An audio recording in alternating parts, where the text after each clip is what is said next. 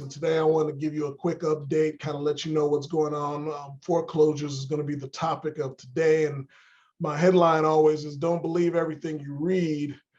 The truth in the headlines may be what you overlooked. And I have some notes here, so I'm going to read them as I go through this process with you guys today, getting you guys updated on what's going on. So let's just go ahead and get started.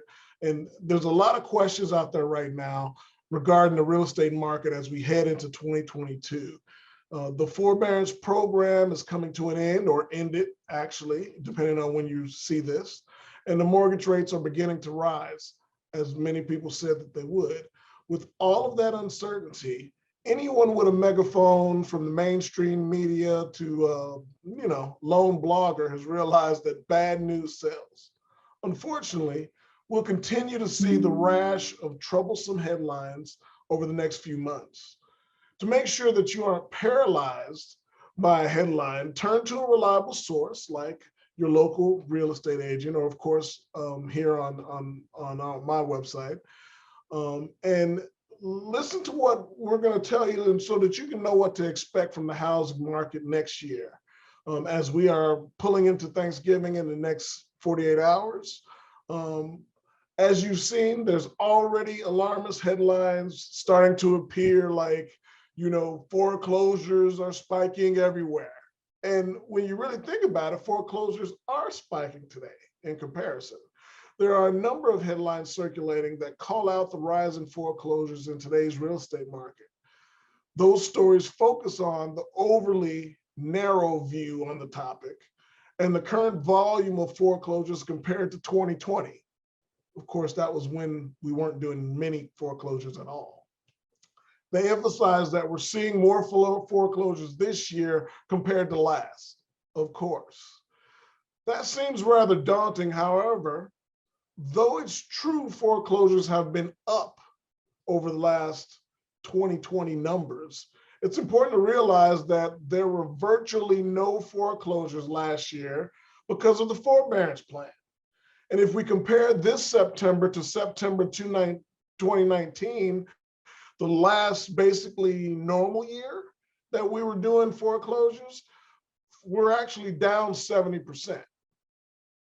Now, if you start to really think about it, I look at, I got a quote here from Rick Sharga, an executive vice president of the firm that issued the report referenced in the above article that I was just reading to you. He says, as expected, now that the moratorium has been over for 3 months, foreclosures activity continues to increase, but it's increasing at a slower rate, and it appears that most of the activity is primarily on vacant and abandoned properties or loans in foreclosure prior to the pandemic. So basically what that's saying is that loans that were already having problems prior to the pandemic and before the moratorium are still in that situation, unfortunately, and they're starting to get foreclosed on.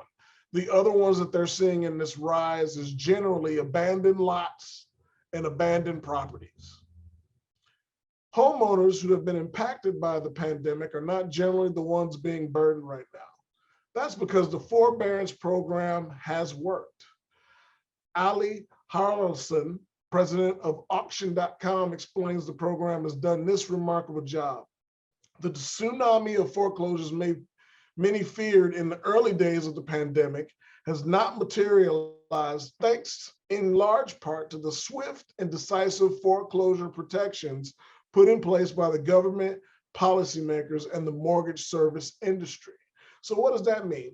That means basically when we went into the pandemic and they started the moratorium, it actually helped those people that potentially could have gotten into trouble with job losses, things of that nature, all the actions and things that happened when the economy shut down for that period of time. The government is still making sure homeowners have every opportunity to stay in their homes. Mr. Chopper, the director of Consumer Financial Protection Bureau, issued this statement just last week. Failures by mortgage servicers and regulators worsened the impact of the economic crisis a decade ago. Regulators have learned their lesson. and we will be scrutinizing servicers to ensure that they are doing all they can to help homeowners and follow the law. What he's referencing to is, for many of you guys out there, is he's referencing to the bust. Now, I had the opportunity and the disadvantage of working through the bust back in 2007, 8, 9, 10, 11, all the way to 12, because it took about 5 years to dig out of it. And back then there was when I say there were neighborhoods that were foreclosed. It was unbelievable. What you saw could have been, it was very scary at that point in the real estate market. So as we move on, rising mortgage rates will slow the housing market. I think that's a fact because of what we've been kind of spoiled right now with the interest rates. Another topic that's generating frequent headlines is the rise in mortgage rates. Some people are expressing concern that rising rates will negatively impact the housing market by causing home sales to dramatically decline. The resulting headlines are raising unneeded alarm bells. To counteract these headlines, we need to take a look at what history tells us.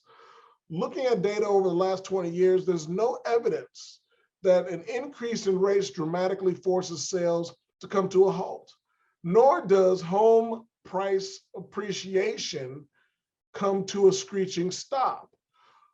You know, when you start to really think about home sales and what's been happening, this historically opportunistic time for appreciation has really skyrocketed with people's equity. You know, those are people that have bought, even the people that bought in the last 2.5 years, 3 years, you know, they bought right before the pandemic.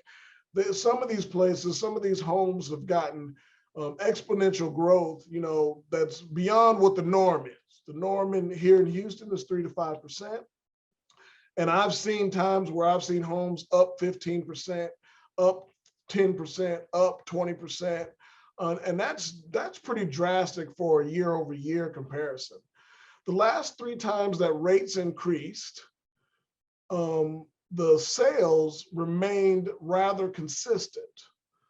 It's true that sales fell rather dramatically from 2007 through 2010, but mortgage rates were also falling at the same time, and the next 2 instances show no meaningful drop in sales.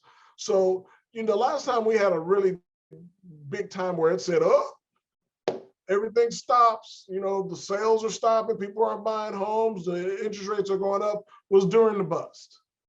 And there were so many other variables that came into play during that time that we have to keep that in mind as we look at the same This is not the same scenario. This is a completely different scenario.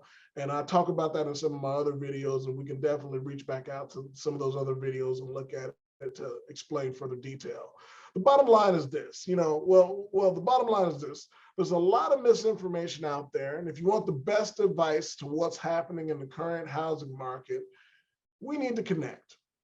At the end of the day, it all comes down to the information that you're receiving to determine what is going to be the best case scenario for you and allow you to make good decisions in regards to your home, in regards to your family, and in regards to your next step. Maybe it's time to sell your home and move up.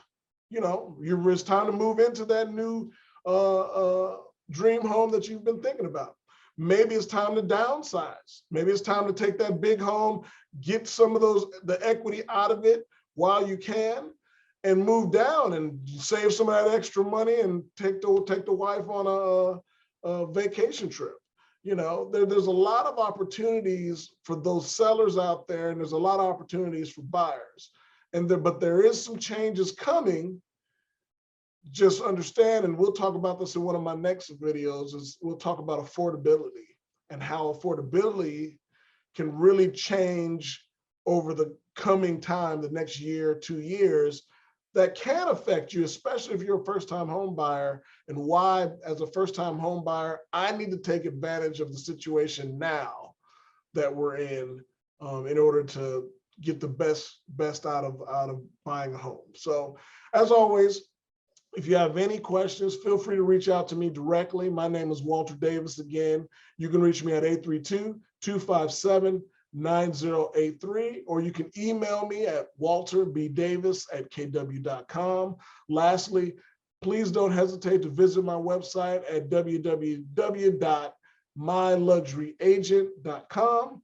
We would love to work with you, and we'd love to just give you some insight on what's going on in the market. So see you next time on the next video.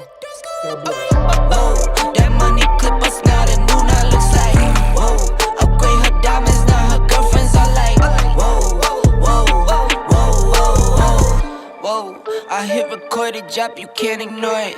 I'm transforming now these cars and planes, I'm always boarding. Just out touring down in Charlotte like I play for Hornets. When I'm performing, never boring, now you can't afford it. Champagne,